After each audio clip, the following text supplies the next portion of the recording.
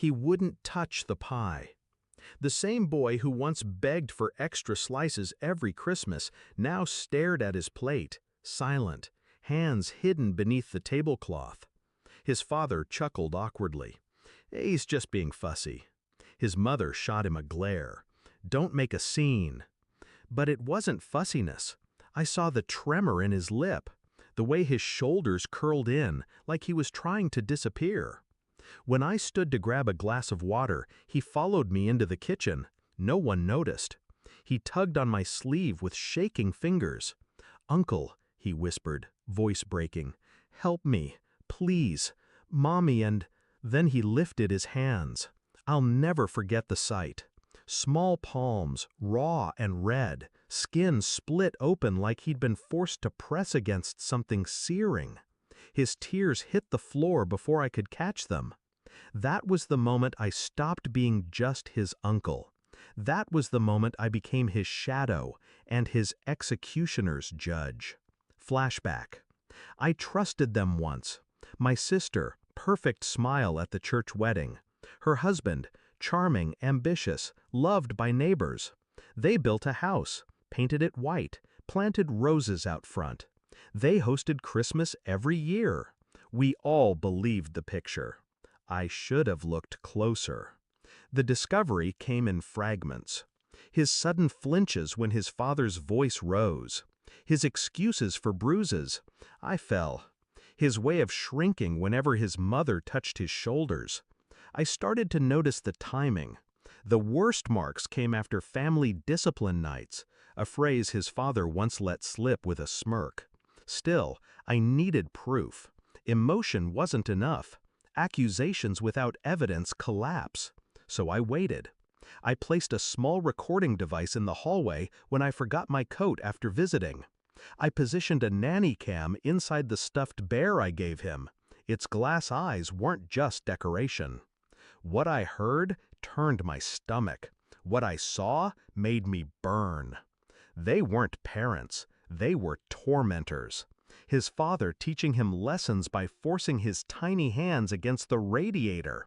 His mother watching, arms crossed, silent, complicit. Sometimes she joined in, whispering poison. "Stop crying. This is love." That night, I didn't sleep. Vengeance doesn't keep you awake. It sharpens you. I didn't storm their house. I didn't call the police in anger. I planned. Step 1, secure him. I earned his trust quietly, slipping him a small phone, teaching him how to call me with one button. I told him, the moment you feel scared, you press this. Step 2, build the case. I compiled weeks of footage, dates, timestamps, hospital receipts masked as accidents. Every file stacked like ammunition. Step 3, strip their power. His father's company relied on city contracts. His mother's reputation rested on her spotless charity board position.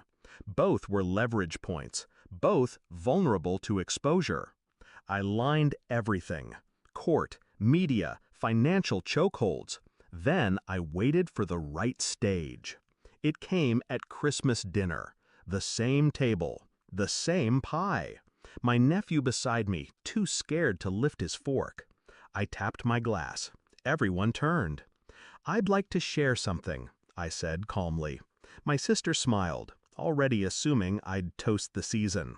Instead, I placed a folder on the table. Photos slid out. Bruises, burns, reports. His father's grin faltered. His mother's face went pale. "This," I said, voice steady, "is the truth you've hidden. The truth you've inflicted on your own child." My nephew's small hand clutched my sleeve under the table. His father laughed weakly. "This is ridiculous, fabricated." I pressed a button. The speaker hidden in my pocket played their own voices. His father screaming, my nephew sobbing, his mother whispering, "Don't make a sound." Silence fell, the kind of silence that crushes. Then the knock came. On cue, 2 officers stepped inside, summoned by the evidence I'd handed them days before, timed perfectly for this dinner. The CEO stood, sputtering, indignant. "You can't. This is Christmas." The lead officer read his rights while my sister's chair scraped back. She tried to bolt, but another officer blocked her path. My nephew clung tighter. For the first time that night, I felt him breathe. The fallout was swift. His father's contracts froze within hours, headlines screaming, "Child abuse scandal." His mother's charity board expelled her before dawn. Their friends vanished like smoke. And my nephew? He didn't go back to that house. Not ever. I became his guardian. Not by blood, not by law at first, but by choice. The court papers caught up later. People ask me if I regret destroying my sister's life. I don't. She destroyed it herself the moment she chose silence over her son's cries. I only dragged her rot into the light. That Christmas ended with pie still uneaten. But in the